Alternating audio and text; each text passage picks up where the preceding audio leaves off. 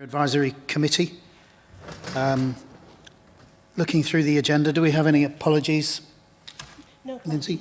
No apologies, thank you. No late items, as I understand it.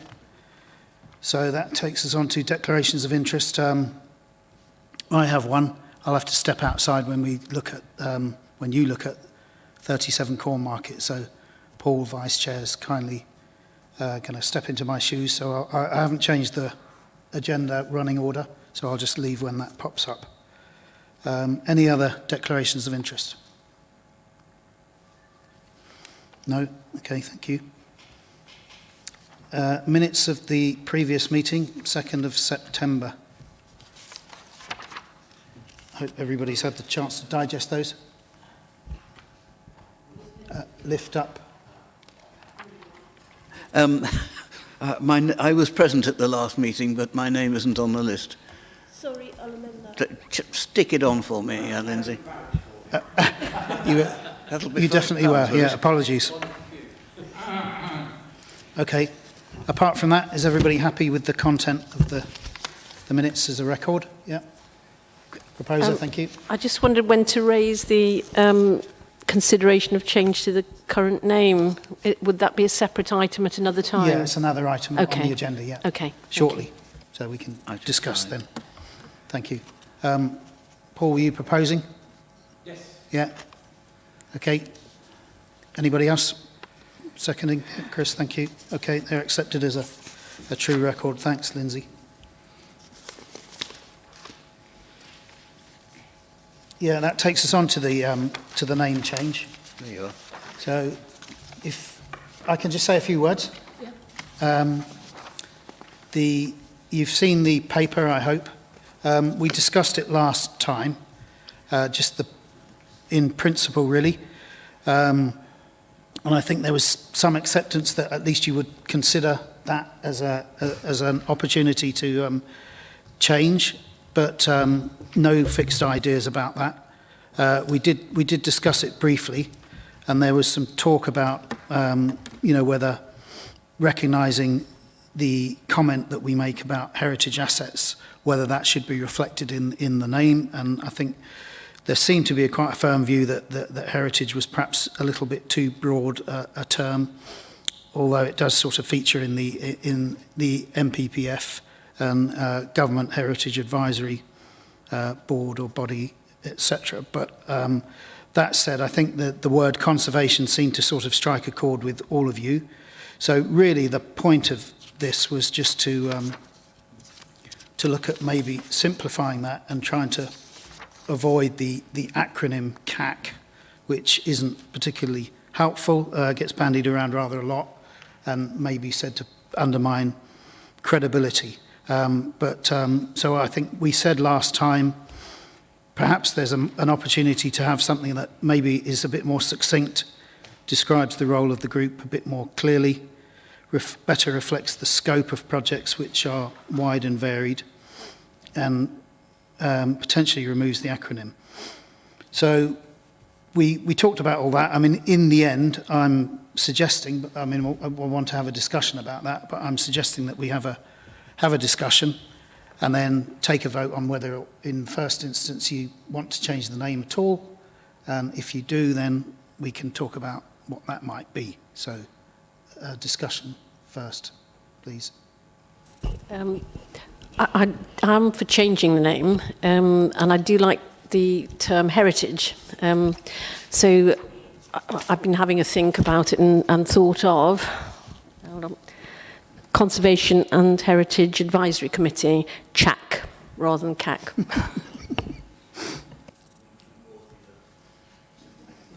Okay, thank you. Any other comments in light of what we talked about last time and in view of what's written down today and what's just been said? We're not actually a committee. We're not a committee of the council. So panel would make it CHAP. I don't know if you're happy with CHAP, or is that against the... I think we are a committee. Lindsay, do you want to say a word or two about that? Please. It's a public meeting. You're on the schedule of meetings, and you're actually in the scheme of delegations with delegated responsibilities. So it's a council committee, but you can change the name. You can call the committee a panel or a group or something else. It's just that you are a public committee, which is why I'm here. Okay, yeah, I stand corrected. Yeah, I thought it didn't see it as a committee of the council, but yes, in that sense it is. So yeah, Jack then, happy with. Any In other light comments? of that, I think that the Subricay committee lends a certain amount of weight to what we do. I think if we change the plan of a certain group, it wouldn't carry so much weight. Okay. I think we should take that. Yeah, please. I understand, Chair, that there's been some significant changes to the NPPF in relation to heritage assets, so I don't think it would be a good idea to get the word heritage in there somewhere. Okay, I think I agree with you. Any further comments? Okay, so in view of what we've talked about, can we vote first as to whether we want to change the name at all? All those in favour of a name change? Okay, that's all bar one, I'd say. And secondly, I think if I may be so bold as to propose then the Conservation and Heritage Advisory Committee, aka CHAC, or DCHAC if we put Derby in front of it. All those in favour of that? That's dropping the word area, so we're not just talking about. We're dropping the word conservation areas. area, yeah, correct. I'm happy with that. Yeah. Could I just, sorry, Chair, would it be more grammatical to say Heritage Conservation Committee? Because it's conservation of Heritage and Conservation Advisory Committee. You use the acronym. We want an acronym, but a good one. Okay, I think that's definitely a majority in favour of that subtle change that areas come out and heritage is dropped in effect. So it'll be Conservation Heritage Advisory Committee, yeah. And it's a majority vote. Yeah. Okay, thank you all very much for that. Moving on then. Items determined since last meeting. Chloe, please.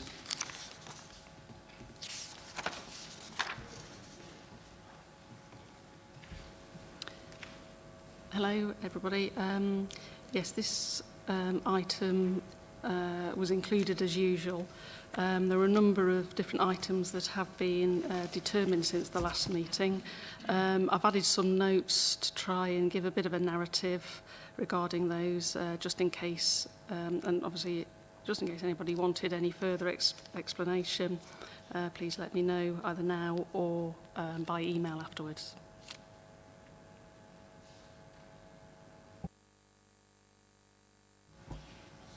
I'm just rather interested that the land at St Peter's Churchyard, which we didn't object to, has been refused. Yes. Do we know the reasons for the refusal? Chloe, can you elaborate, please? Yes, there were a number of reasons, one of which was heritage reasons, in terms of that was included on the reasons for refusal on both applications. I can send a link to the decision notices to anybody who would like them. Well, I can look that up myself, can't I? Yeah, thank you. Yeah, we didn't object in the end when we voted, but we did record a number of concerns, I recall. Okay, any other comments in relation to items determined since last time? No? Okay. Items not being considered this time round. Chloe, thank you. Once again, this is a normal agenda item, just running through different applications relating to heritage that were on the main list. And obviously, the chair and ourselves have had a look and pulled out ones which where there's possibility of both in terms of the significance of the heritage asset or that we thought that you could obviously assist with your knowledge and expertise in assisting us on. So this is the full, shows all the different heritage items, and obviously you can comment on these should you wish as an individual or as part of the groups that you represent. Okay, everybody happy? Thank you. Which takes us on to the main part of the agenda, applications to be considered this afternoon. Chloe, thank you.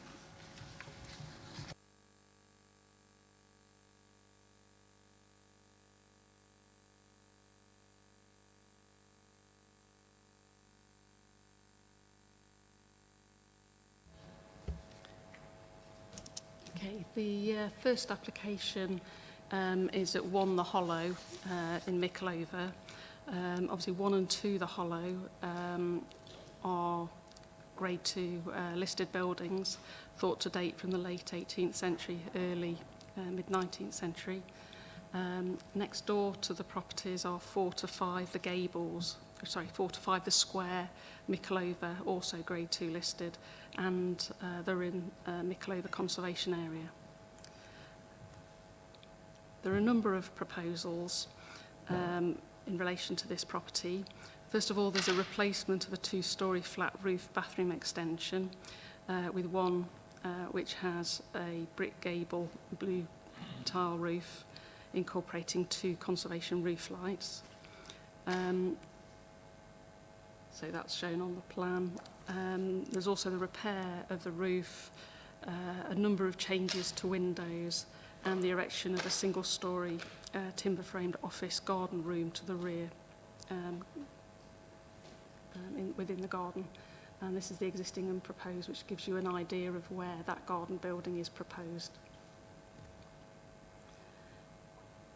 So in terms of the rear elevation, this is what it currently looks like.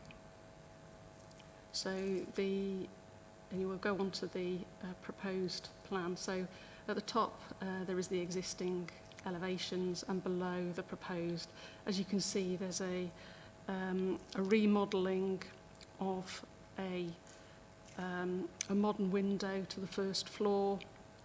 That's top, yes, to the rear elevation. You can see that it's a modern window that's being reduced in size. There's also a window to the right-hand side, which is being proposed to be replaced. There's thought that it used to be a Yorkshire sash window, but it is in quite poor condition, and I'll show you the information on that shortly. And obviously, latterly you can see the pitched roof, which is being proposed in red-facing brickwork to match the existing.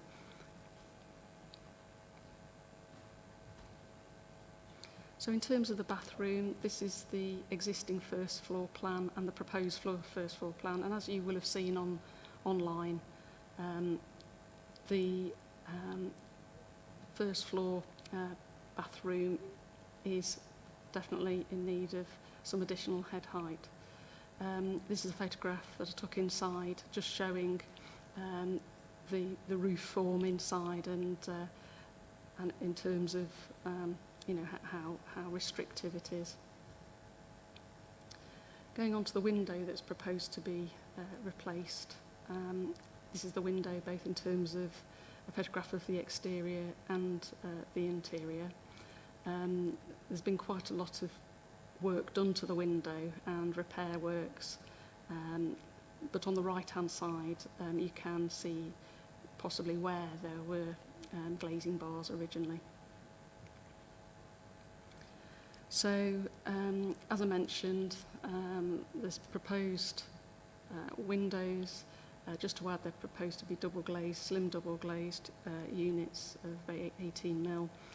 There's 2 conservation roof lights proposed to the pitched roof to the new bathroom, and they're supposed to be conservation roof lights. Moving on to the new garden building, you can see its location part way down just before the vegetable garden, and so you can see its relationship with the building itself and its neighbours. So here's some photographs, left-hand side, taken from the windows of the Hollow, looking down the garden, and the proposed garden building is beyond those conifer trees, the 2 mid-height conifer trees at the bottom of the garden. And then the other 2 photographs on the right-hand side are looking at where the building is proposed, looking towards the house and looking towards its neighbours. So here's the gables, and this is standing further forward within the main garden. So in terms of the single-storey timber-framed office garden room, the size is approximately 15 square metres and it's a rectangular plan. Materials are timber framework, western red cedar to front, and charred larch black cladding to rear and the sides. The roof is metal cladding and it's a tartar black steel sheet. So that's sort of a quick summary. Did notice that next door an outbuilding was granted in 2016 and more of a traditional form, but I think that summarises that one. Okay, thanks, Chloe. So it looks like the house of a keen gardener. Very nice. Essentially putting a gable roof on the flat roof at the top, reducing the size of that bigger, rather incongruous window for a more appropriate one, and then the addition of the garden building. So any comments, Chris? Thank you. Yeah, I'm quite happy that the proposal represents an improvement on the existing situation. Certainly with regard to the main building, the replacement of a flat roof in the way that's being suggested is good, and the changes to the windows make things much more appropriate. The garden room is sufficiently far from the building to be a distinct, separate entity, and whilst it's of its time, that's fine with me, really. It's and eminently reversible too. It's a sort of a semi-temporary nature, isn't it? It'll not be there forever, but it's okay in terms of the levels and the distance from the main building. That I think it's quite distinct from that. So I think the proposals are satisfactory, really. Okay, thank you. Any other comments? Paul? Chair, I think the proposal, particularly in relation to the bathroom, has to be welcomed. It's a great improvement to the building. One of the things that does concern me slightly is that they have a window in the bathroom plus 2 roof lights. And I think that's probably a little bit excessive. I think the roof lights could actually go and leave a nice, clean, traditional roof there. With regard to the windows, I acknowledge the need to replace that window. They do in their statement, which I have to say was a very comprehensive and very good statement, say that they're going to use slimline double glaze units, which I'm totally in favour of, but guidance from Historic England usually says that single glazing only. But with the emphasis on insulate buildings at the moment, I think it's not a bad idea. Thank you, Chair. Thank you. Any further comments? Chloe? If I could just address that, I did seek clarification from the agent because there did seem to be conflicting information within the application, and I can confirm that they do not propose to add double glazing into the existing window. They intend to replace it wholesale with a slim double glazed unit. So. Okay, thank you. So it sounds like it's no objection, Lindsay, but with the proviso that perhaps there's a discussion about the roof lights, Chloe. But no objection. Thank you. Moving on to the Bakehouse. Chloe, please.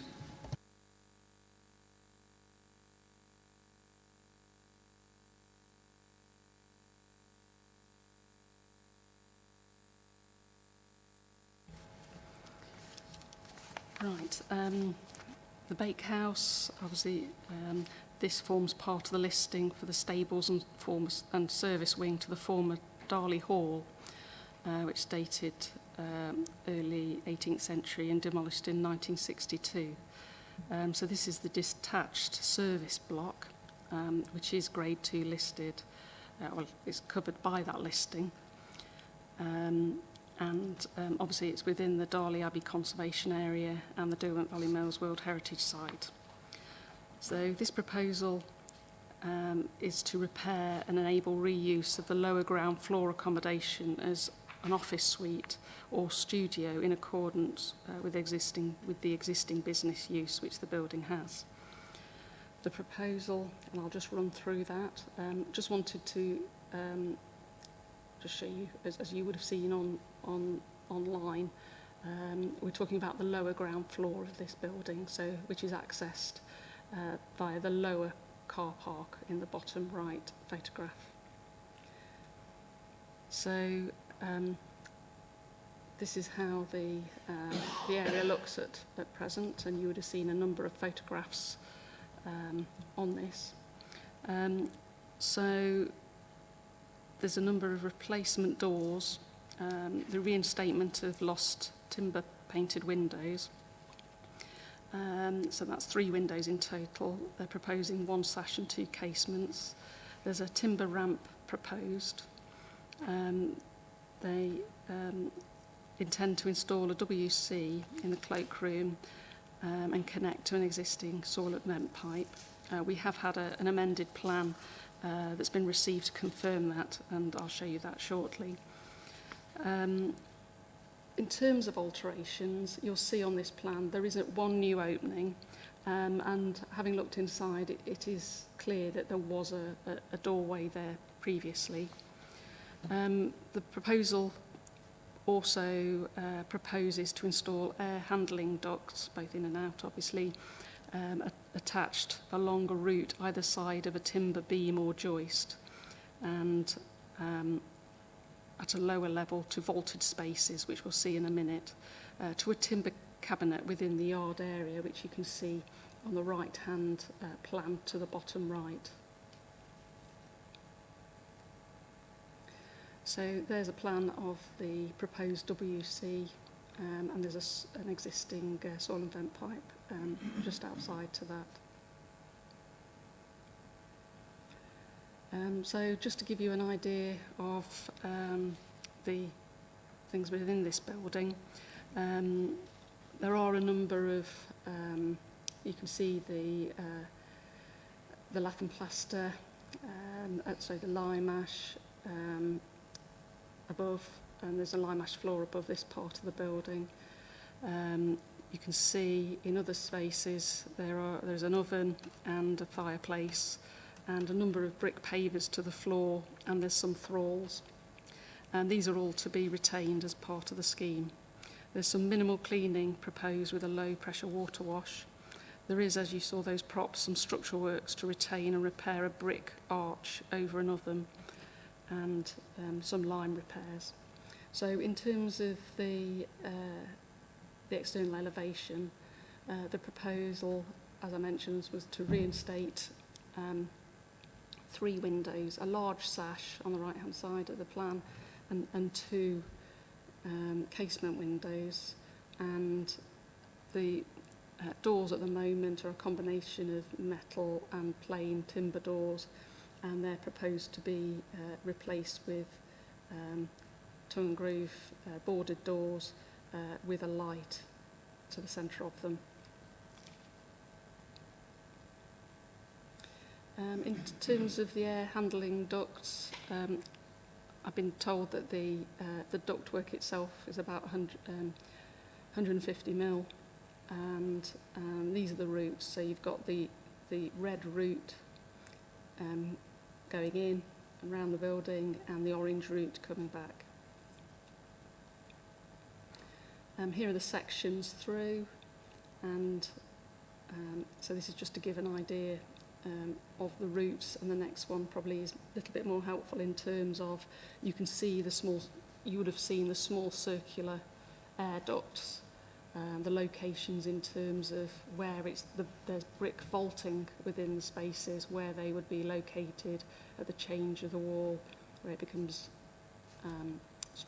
where the curve stops, and also the air ducts either side of the beam. And that's it.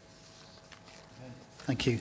So essentially bringing the lower ground floor back into use for studio use, putting some new doors and windows into existing openings, albeit bricked up, and one minor opening formed internally. So any comments, please?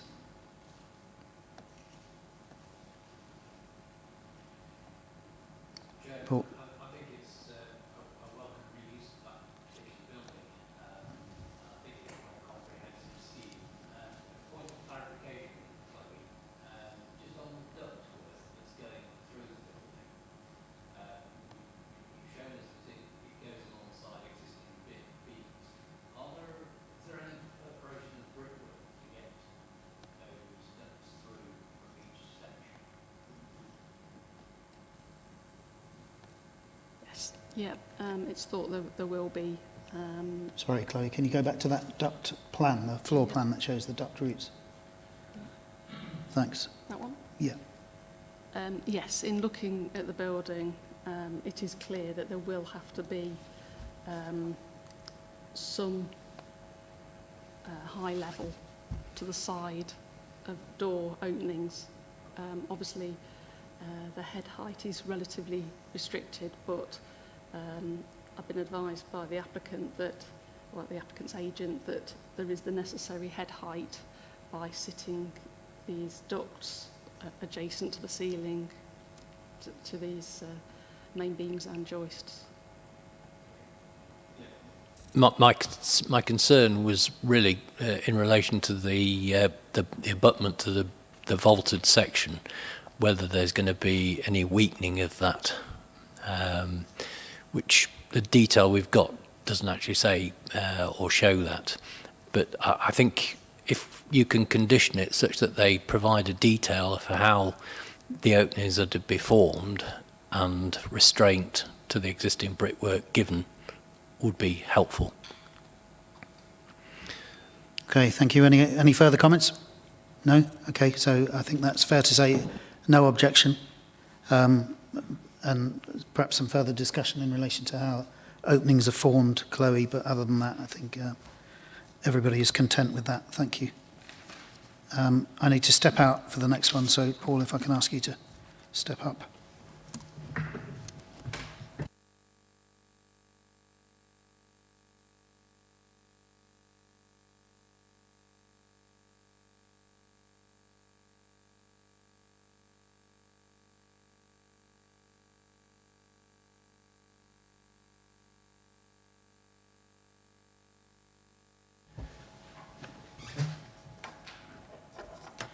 Okay, 37A Corn Market, Derby. An important building in the streetscape of Derby, designed by Joseph Pickford, 1768, and the proposal is to convert the upper floors into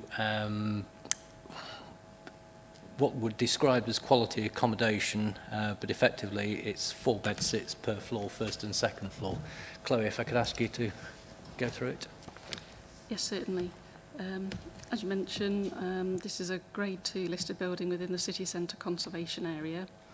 There was a previously approved scheme in February 2018, but as the work was not started within the 3 years, they are now reapplying.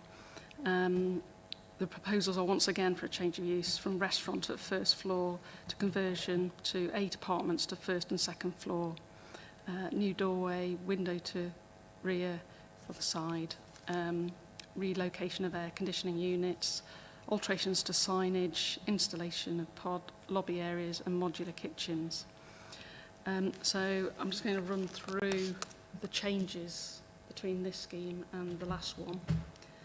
So there's the building. It's the part on the right-hand side of the photograph above Subway.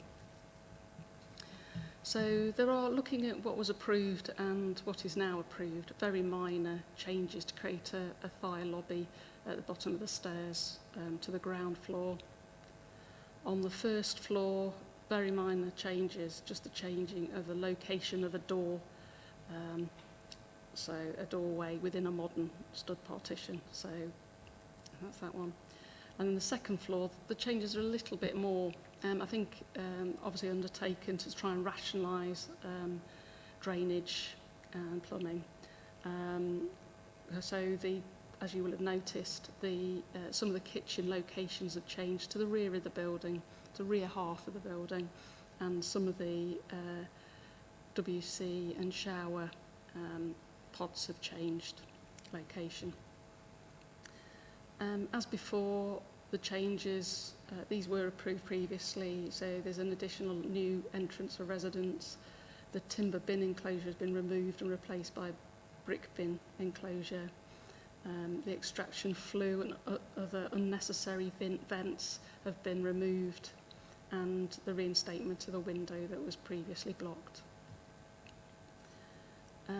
To the rear, and as still part of this application, is the removal of the unsightly air conditioning units and reuse of a sign, a bracket for a hanging swinging sign.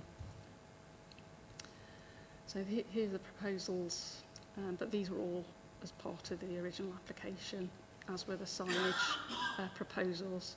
So this was approved previously. The other things, just to highlight to you, is there's an addition of a dry riser on this elevation to the existing door to the left-hand side of it.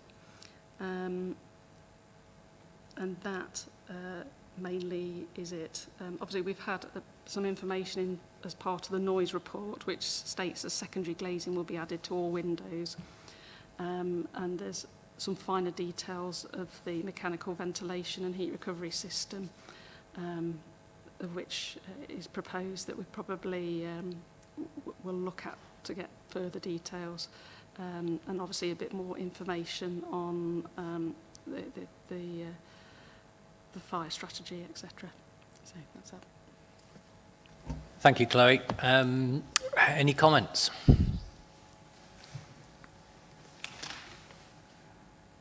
Max.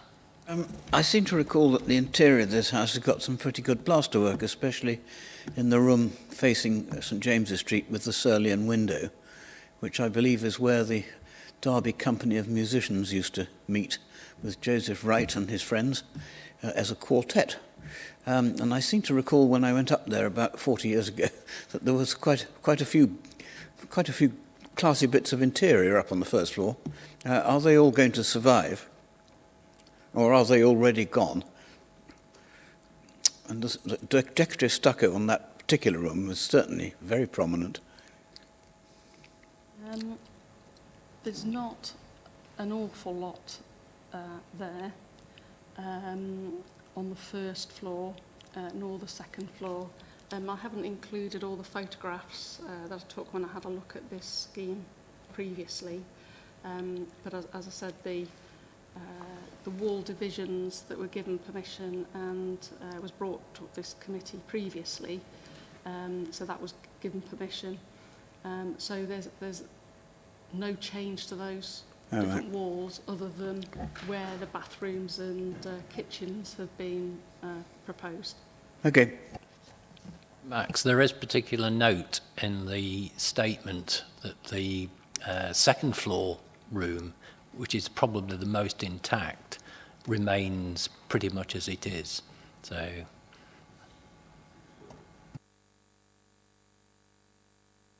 Any other comments? When I first read the description, I was surprised that that it was proposed there were going to be 8 units of accommodation created, and because I sort of remember being in the building in the past when it was a restaurant, you know. So I was a bit surprised. But when I've looked at the detail, I think it does work in terms of the windows available and so on, and the addition of this. New door, creation of a new door, really is a small price to pay to you know, to bring about a beneficial use for the building, really. So, which is obviously you know, the best way it's going to be conserved. So I think the proposals are satisfactory, really. Yeah, I agree. I think it's a fairly comprehensive proposal, and I think the removal of all the detritus on the face to lock-up yard is a distinct benefit. So yeah, I think it's a well thought out scheme, particularly the orientation of the rooms to use those windows and the retention of the stained glass windows that are along that elevation as well. I think are all very, very well thought out. So I think, Chloe, Linz, we no objection. Thank you.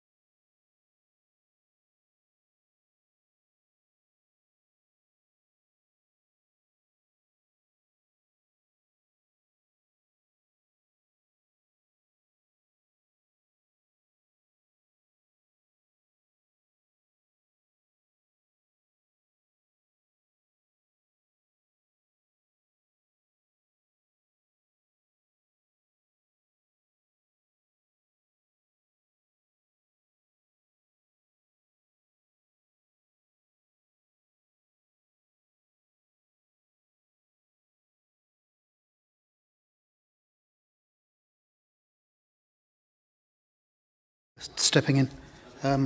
Next item, please. 85 King Street. Chloe, thank you. Hello. You know this site relatively well. This is part of 85 to 89 King Street, is a locally listed building located opposite St Helens House. So I think you're all familiar with it. In 2018, an application was approved for its refurbishment of the commercial ground floor units and formation of 6 residential units to the first and second floor. Installation of glazing, repair of external masonry, including bricking up of existing openings. So this is a variation of condition application. They've submitted it for condition 3 and 4, which is specifically talks about materials on the approved plan, yes, and also the joinery details and window sections. However, it's likely there'll be a discussion that it actually also needs to be in a variation of condition to extend to include condition 2, which is regarding the plans, but that is something that my planning colleagues will sort out. So here's the building that I'm sure you can remember before work started upon it. Here's the front elevation facing King Street, just to remind you about what was given permission at that time. Obviously windows were to be restored and there were some to be replaced, and the shop front arrangement was as per the plan. To the roof they were going to, which was part cement tiles and part slates, they were going to propose to strip off the cement tiles and look at reusing the existing slates and making it up with slates. So here's the the building recently, still scaffolded. They've re-roofed, and the applicant has said that the natural slate couldn't be reused, so they've gone for a synthetic slate across the whole front and rear roof slope, which is a Tapco synthetic slate. The windows, so here's the rear elevation. So in terms of what was approved, what the existing looks like, and what they're proposing, these are the plans that have been submitted. Obviously you'll notice, and I think you'll notice more clearly on the next slide that I'm going to show you, that they're trying to work with the apertures that were there. So there's been a slight change in retaining brickwork for the store risers, narrowing and adapting the shop fronts to accommodate an existing, what looks like an archway to an alleyway which was once there. It has been partially blocked, and they intend to block it up with an inset of 25mm, so it's recessed. Obviously, they're proposing less pilasters, and obviously on the drawing itself, it's not quite clear whether they're going to be connected or how they're connected to the fascia. The window details still proposed to be timber, but quite thick, double glazed units. There's a varying number of glazing bars that are shown on this plan, different widths. And just to recap, the information on the windows that were to be replaced on the left-hand side, that was agreed previously, which showed 8/8 for the larger ones and 4/4 of the smaller ones.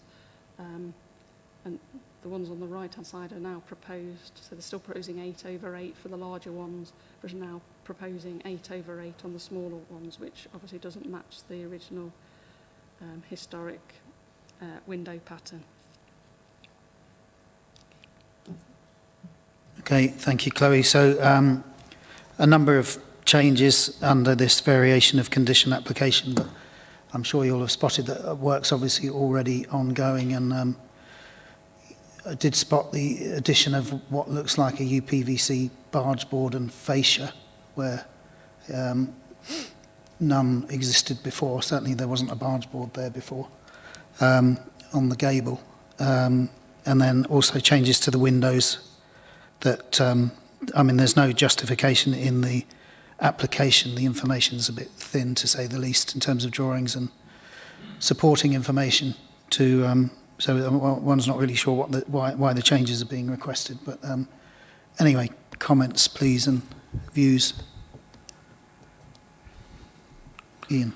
I thought the original application had got 3 separate shop fronts, hasn't it? Whereas this had sort of gone to one, and sort of the pilasters had disappeared, sort of either side of this entrance that they've found. Can you compare that? Thank you. Wouldn't it look better if we could have? Is there room to get a pilaster either side of the opening? So at least you got 3. You still get 3 separate shop fronts, and the glass goes up to the pilaster instead of sort of finishing. If you're going to use them as a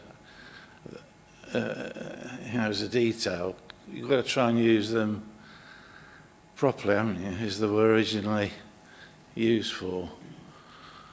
And at the moment, we've sort of got them there for no good reason, really.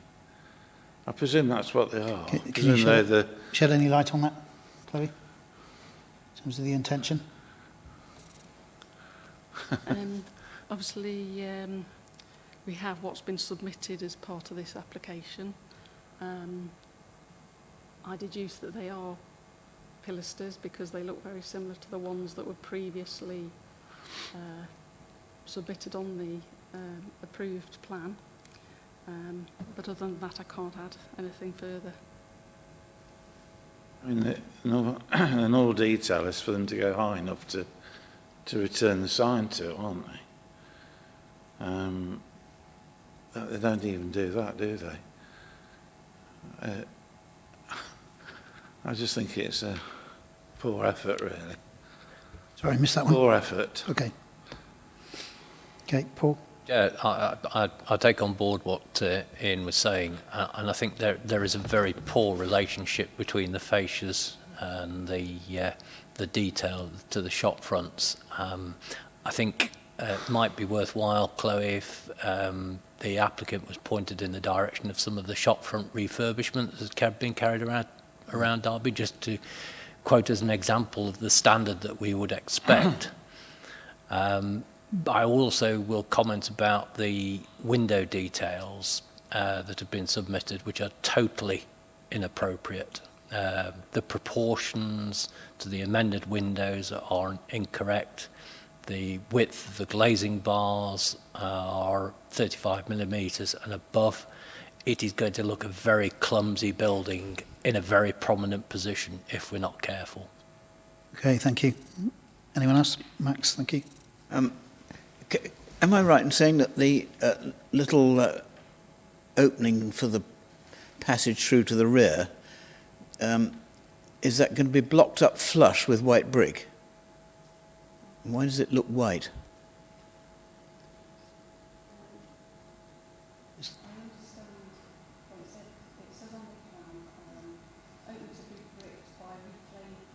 All right. With an offset of 25 mil.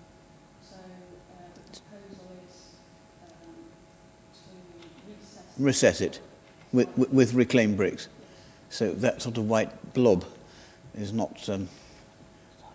We needn't be panicked by that. Right. Thank you.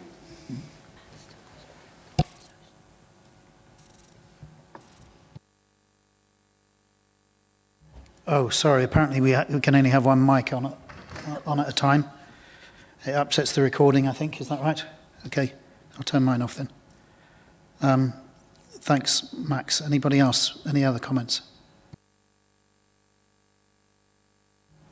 Carol, thank you. I agree with the fact that the design just doesn't have that wow factor that the ones on that Chloe organised to have along the Strand when they were all refurbished. The standards of the design were much higher, and I think the shop fronts here don't match the rest of the building in terms of quality, really. Thank you. Thank you. Sounds like a few things to sort out. Am I reading that as an objection? Yeah. Okay. Thank you. Objecting on the grounds that that's having an adverse impact on the locally listed building. So a few points to raise with them, please, Chloe, to do with matters of detail, and lots of good precedent that they could usefully look at in relation to shopfront design. Thank you. That takes us on to 29 York Street. Chloe, thank you.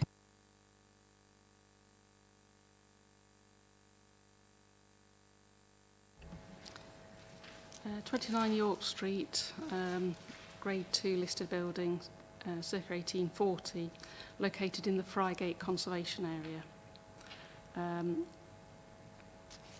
Obviously, the building is on the corner of Vernon Street and York Street, and it forms a group with others along Vernon Street and with 16 South Street. So the proposal is for the removal of the kitchen extension, which you can see on this photograph, the slate roofed extension to the rear. The installation of a pod to form an ensuite in one of the bedrooms with a Saniflow system and drainage via the roof void, slate vents, and extending the wall with blue brick plinth and rendered to match existing. So extending the existing boundary wall further. So here's the existing arrangement in terms of the car park and the existing kitchen and vineyard area. Here's the proposed, which shows the kitchen removed to form a rear yard. There's proposed to be this area is proposed to be fenced, and the car park spaces are retained. There's changed slightly to the doorway that accesses the kitchen from the new kitchen to the rear yard, both in terms of height and width. And to the first floor, there's the addition in the main bedroom of a new ensuite. So just to give you an idea of the existing and proposed, looking from York Street, you can see the extension of the wall extending further, probably where it was previously, so this may be a reinstatement.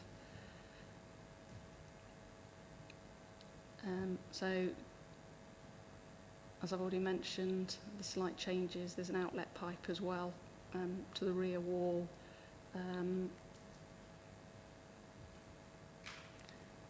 Here's a bit of a close-up and some more photographs of the building, the extension that's proposed to be removed. Here's the door, and here's the proposed new ensuite located on the first floor.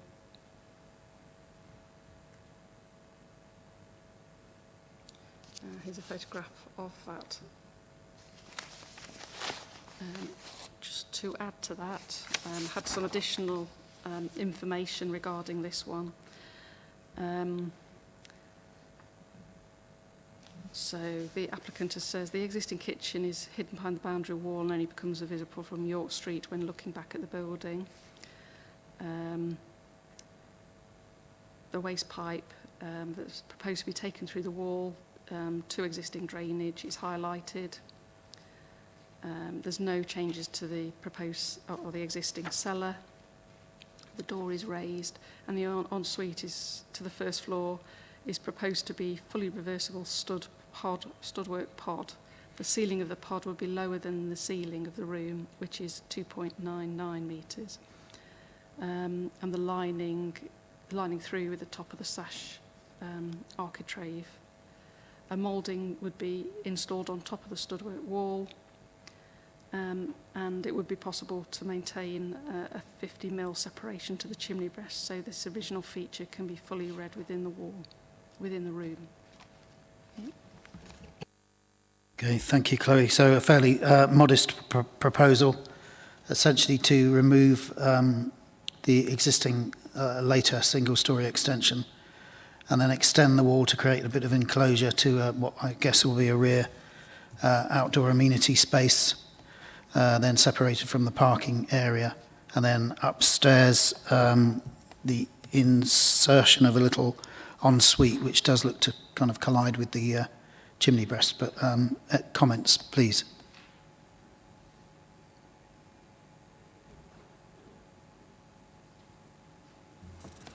Chair, I've no problem with the alterations to the rear of the building.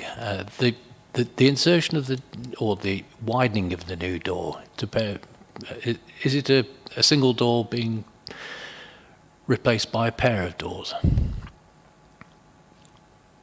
Am I reading that correctly? Yes. Yes. Yeah. Okay. I can understand they're wanting to enjoy the yard from that part of the building. No, I'm comfortable with that. I'm less comfortable with the addition of the ensuite, which seems to destroy the proportions of that first floor room. Very, very awkwardly positioned over the chimney breast.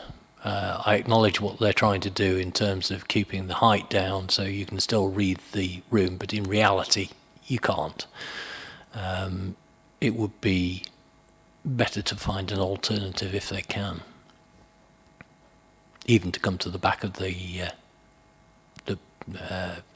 well, effectively the front wall to York Street. Okay, any other comments? Thank you. Max? I'd just like to support Paul's comment.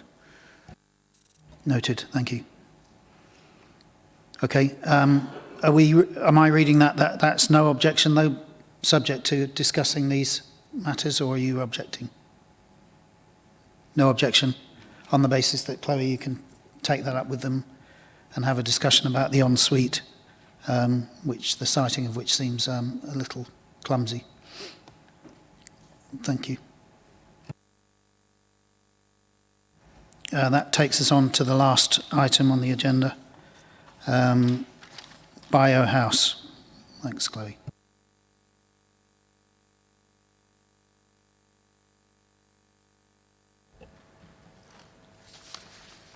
This site will be familiar to you. A previous application in 2016 was approved. This lapses at the end of December, so a new scheme is proposed. So just to remind you of the site, here was the previous scheme that was approved, which was a predominantly residential use and varied in heights from 5, 6, 9 and 12 stories. Advisory Committee objected to the proposals. So this is the previous scheme and the site layout. This is the proposal. So we're looking at everything within the red line. This is a proposal for 2 buildings to be used in office use. So there's building 1 and building 2. Building 5 is the Exeter, and building 6 is the Brewery Tap. So we haven't got the information here, nor has it been submitted for building 3. But I'll run through the proposals as regards building 1 and 2. Obviously, the heritage assets that we're considering here is the locally listed buildings adjacent, so that's Exeter House, the Exeter and the NatWest Bank opposite. Obviously, Derwent Valley Mills World Heritage Site is a little way off. The southernmost point is the Museum of Making. So just to highlight the location of that, and obviously the city centre and the marketplace and the views.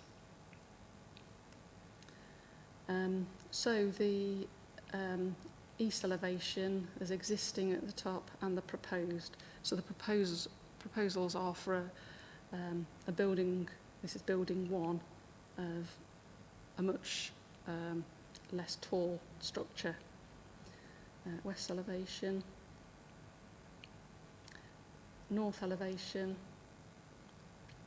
and south elevation. So we'll just look at that in a bit more detail. So this is building 1 that runs along Derwent Street. Some of the building is being retained and some of it is being redeveloped, as you will have noted in the application.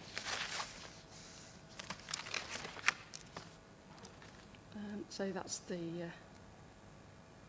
proposed ground floor. Here's the proposed first and second floor. Here's the elevation to Derwent Street, bottom right, the east elevation.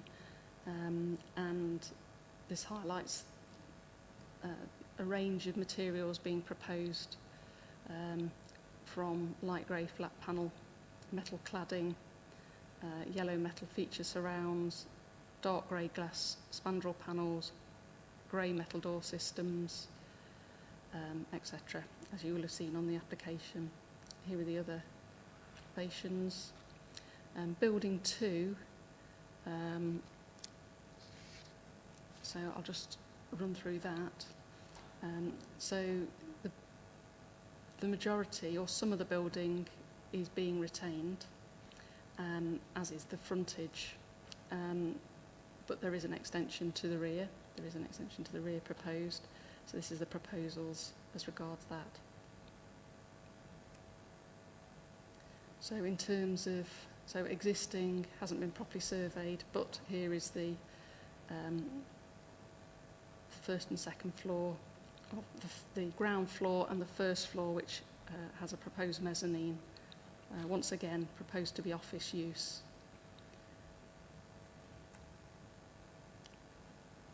And here's the visual of the proposed building looking at, from Derwent Street at building 1, with building 2 in the background.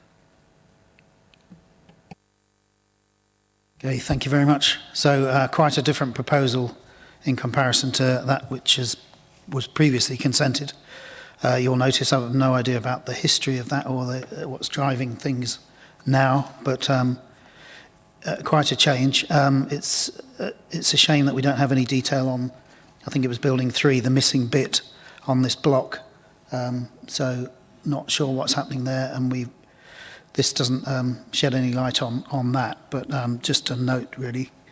So essentially a 3-storey office building, building 1, plus the extension to the other one, building 2. Comments, views, please. I think, does this knock on the head the 15-storey tower block? Is that the end of it? Or is there room to put it up somewhere? The application that we saw lapses at the end of December. Yeah, quite. So if they don't make a start on that scheme, then... Well, keep our fingers crossed then. I think one should welcome this development on this site, a building of human scale, which jives perfectly well with the 1930s NatWest Bank and doesn't overpower the 2 pubs. I'm not sure that I'm sold on the facade, but with the money box slots all along, but I can only welcome it compared with what was proposed previously. Okay, thank you. Any other comments? I agree with that. I think it's a huge improvement, certainly on what's there at the moment. And hopefully this will stop any high-rise development on the site in the immediate future anyway. Thank you. Any further comments? Just a quick one on the quality of the materials, because I think if this is going to work, the cladding is going to be a high quality cladding rather than a really tin cladding. So what was the proposal, Chloe, for the cladding?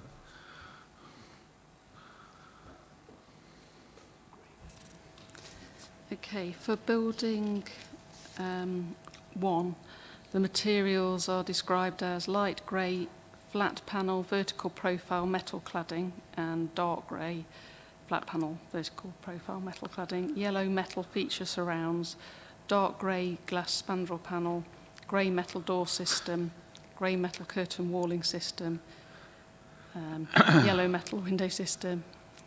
It doesn't sound as the sort of sophisticated palette of finishes that I was hoping for. To building 2, a lot of the building is being retained, so a lot of it's existing brick. There are, to the extension to the rear, that's a grey metal window system, door system, timber cladding, and once again, grey metal curtain walling system. Yeah, I think it's just the materials need to be very carefully selected to get the right quality on the site. I've not got a great deal of a problem with the fenestration that they've come up with, but it just does need to be handled very carefully. Okay, noted. Thank you. Paul? Chair, I echo the comments that have been made and the fact that we're now getting a building which is seemingly more in proportion I think the quality of the materials on the facade are very important, but I also have slight concerns about the middle section where the cladding comes right down to ground level. I think to lighten that building up a little bit more, that section, there was one particular elevation to Derwent Street, Chloe, which if you could perhaps pull it up.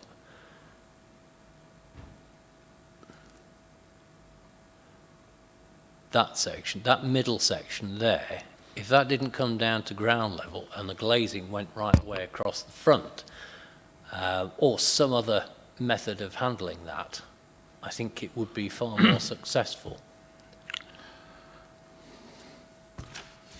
But that's only a personal view from an architectural aspect. I'd agree with Paul. I'd like to just add on that the chances are those panels are going to get damaged at the low level by people walking past as well. Okay, thank you. Any further comments? No? Am I reading that as a no objection? Subject to some discussion about, I mean, as you rightly say, it all comes down to detail and quality of materials, and there are some reservations about that. The relationship with the cladding on the ground floor to passers-by, etc.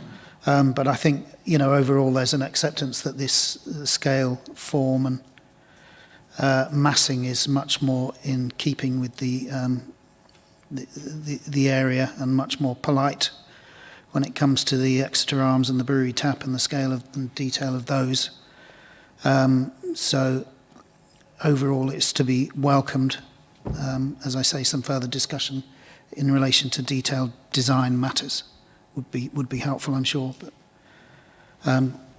is that, you got that, yeah. Lindsay? Thank you. I suppose, Chair, the comment about quality of materials extends to floorscape as well, really, Indeed. Doesn't it? Because there's quite an extensive area in that central part of the site that ought to be of good quality as well.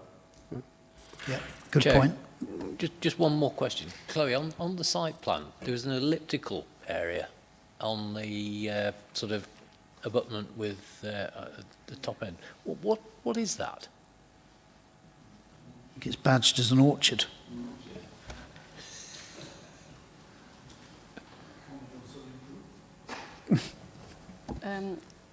Yes, I did. Let me just get the...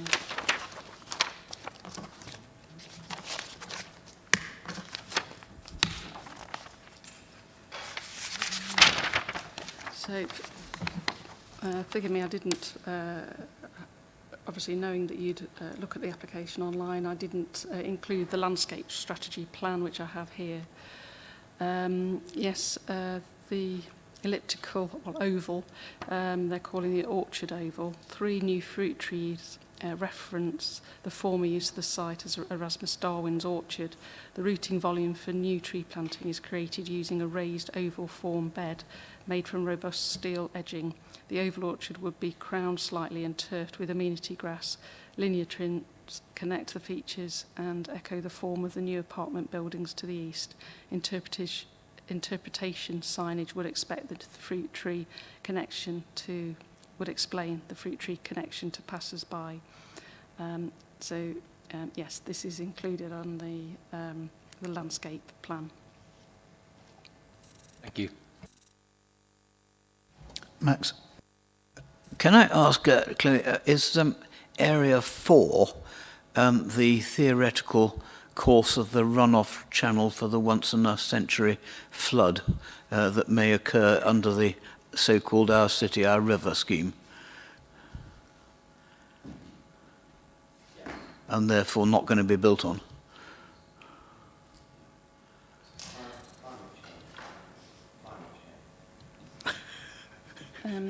We've had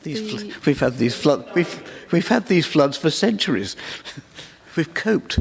Within the information submitted, it states it doesn't impact on the OCOR proposals.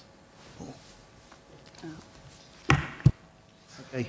You could, of course, build on it, but the ground floor as parking. Yeah. But I'm so pleased to see the back of that Castle Drago thing. Just, yeah, I just, if, the amount of effort and time that was wasted on it. There's one or two others I could think would be very nice to go the same way. Okay, thank you very much. I think we'll conclude the meeting at that point. Thank you, Lindsay, and stop the recording.